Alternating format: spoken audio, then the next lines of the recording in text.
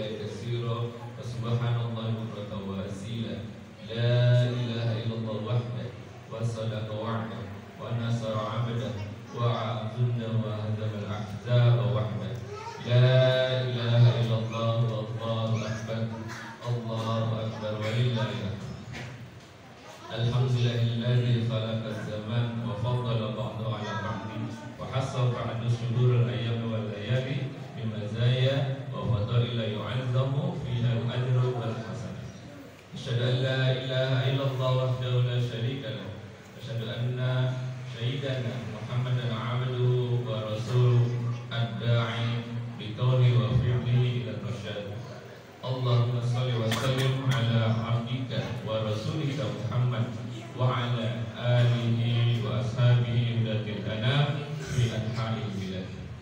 Wa ba'd, fa ya ayuhan nas ittaqullaha ta'ala bi fi'li ta'at.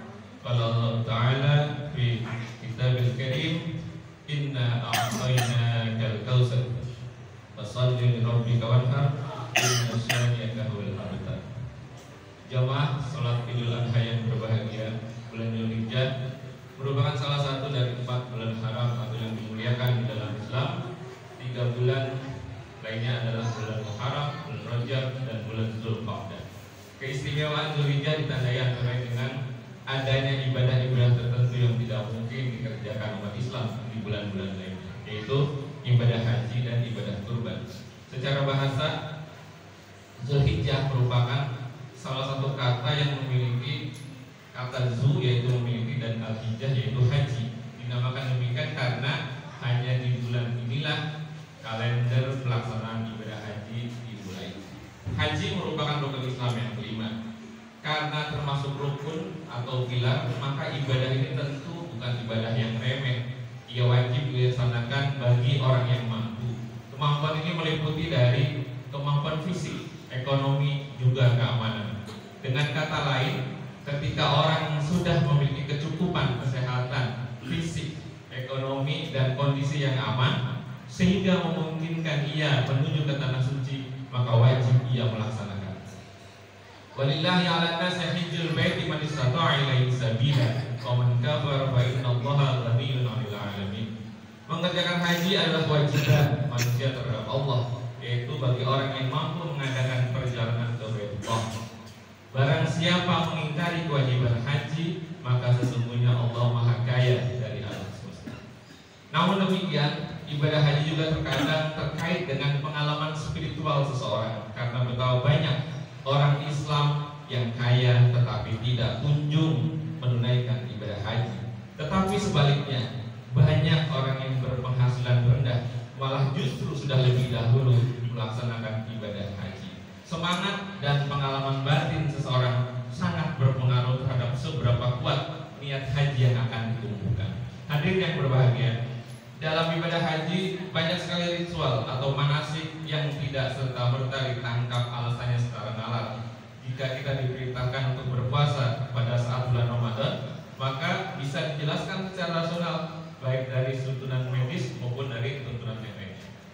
Begitu pula dengan perintah zakat, bisa ditemukan alasannya secara ekonomi dan sosial, yakni agar harta yang berada di kalangan orang kaya tidak berputar di segelintir orang saja. Maka dengan demikian ibadah haji yang menjadi rukun yang kelima, ini syarat dengan ritual-ritual yang bisa dipahami dengan memosisikan segala macam simbol-simbol yang ada. Pertama, ia bisa ditangkap sebagai makna tauhid, yaitu makna yang tersirat dalam posisi Ka'bah sebagai sentra kedatangan para jamaah dari berbagai belahan dunia.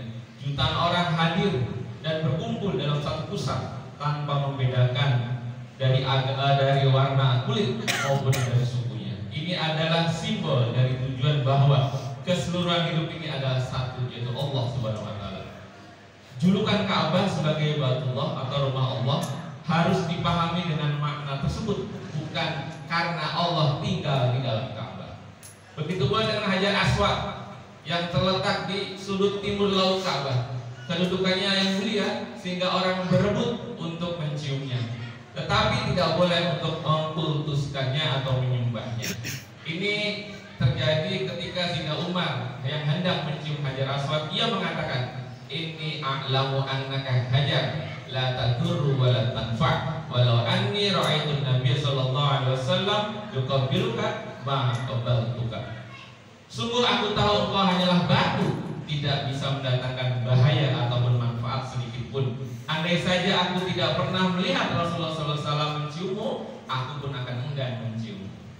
Kedua, makna kemanusiaan. Pakaian ihram yang dikenakan orang-orang pada saat haji adalah simbol kesamaan dan kesetaraan semua manusia. Di dalam ihram, seluruh pakaian dianjurkan berwarna putih bagi jamaah laki-laki, bahkan harus menanggalkan pakaian yang berjahit dan menggantinya dengan 2 helai kain saja. Kaum laki-laki dilarang menggunakan tutup kepala atau peci, sedangkan jamaah perempuan dilarang menggunakan cadar atau tutup muka. Ritual ini menandakan atau menandai suatu kesatuan identitas manusia hamba Allah yang melepaskan identitas-identitas lainnya seperti ras, nasab, jabatan, kelas, ekonomi maupun ketokohan. Baik pemulung maupun ulama, baik selebritis maupun menteri atau presiden sampai ke tingkat RT, menuju ke tanah suci bukanlah merupakan kedudukan duniawi.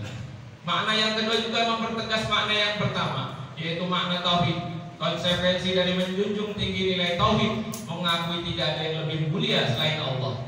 Manusia pada hakikatnya adalah berada dalam kesetaraan standar kedudukan, bisa dimulai dari sudut pandang Allah Subhanahu wa taala melalui tingkat ketakwaannya.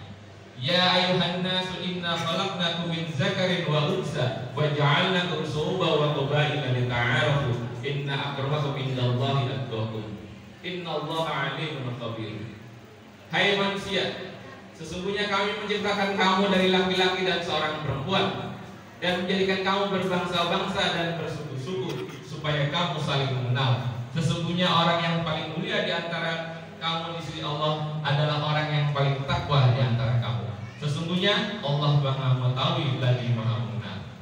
Tidak hanya pakaian-pakaian kehormatan duniawi yang dilepas, jamaah haji dari berbagai penjuru bangsa juga meninggalkan tempat asalnya untuk berkumpul di tempat yang sama, yaitu tempat yang dinamakan sebagai Arafah, di mana mereka harus menjalankan salah satu rukun yang bernama wukuf. Mereka harus berdiam di lokasi yang sama, di bawah terik matahari yang sama, dan ini menandakan bahwa sesungguhnya manusia siapapun itu pada akhirnya akan kembali kepada zat yang sama, yaitu zat yang tunggal, Allah Subhanahu wa taala. Ibadah haji adalah gambaran bahwa manusia harus kembali kepada fitrah yang aslinya, yaitu sebagai hamba, baik ketika hidup maupun ketika mati.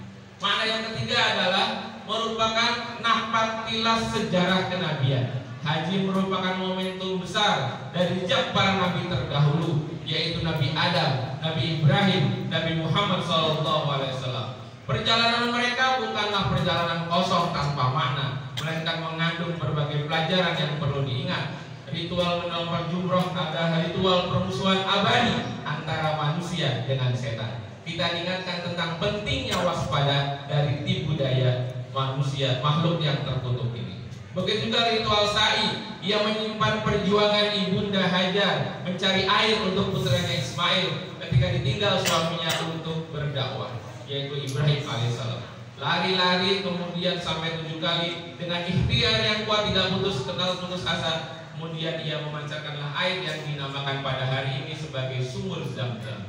Hadirin yang berbahagia, ritual yang berikutnya adalah ritual kurban, yaitu didasari dengan sejarah penyembelihan putra Nabi Ibrahim yang bernama Ismail atas ketakwaan, bukan atas nama kebencian. Oleh karena itu, kurban hari ini adalah bentuk kesolehan sosial, baik secara tauhid maupun secara ekonomi. Kita diminta untuk memberikan sebagian harta kita dan menyembelihnya lalu dibagikan kepada orang lain. Juga kurban merupakan bagian dari kehidupan kita sehari-hari. Kita biasakan berkurban untuk bagian dari masyarakat secara umum. Jangan justru kita mengambil kepentingan umum demi kepentingan pribadi.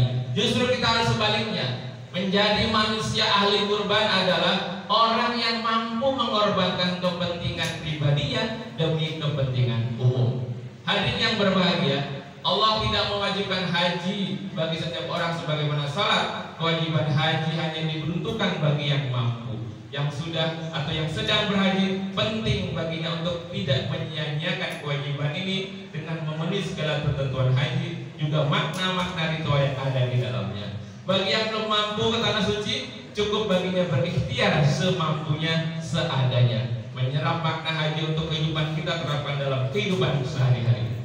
Haji adalah perjalanan suci, bukan wisata untuk meraih kesenangan dan kebanggaan diri di status sosial. Karena itu, bagi yang belum mampu untuk menunaikan ibadah haji, tidak perlu berkecil hati, karena selama kita selalu berusaha menjadi pribadi-pribadi yang bertakwa, memegang prinsip tauhid, menghargai kemanusiaan, dan menjalankan syariat sebagaimana yang diajarkan oleh Rasulullah SAW.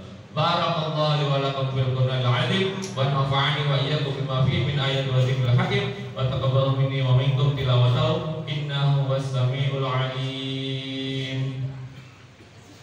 Allahumma shalli ala sayyidina Muhammad wa ala ali sayyidina Muhammad.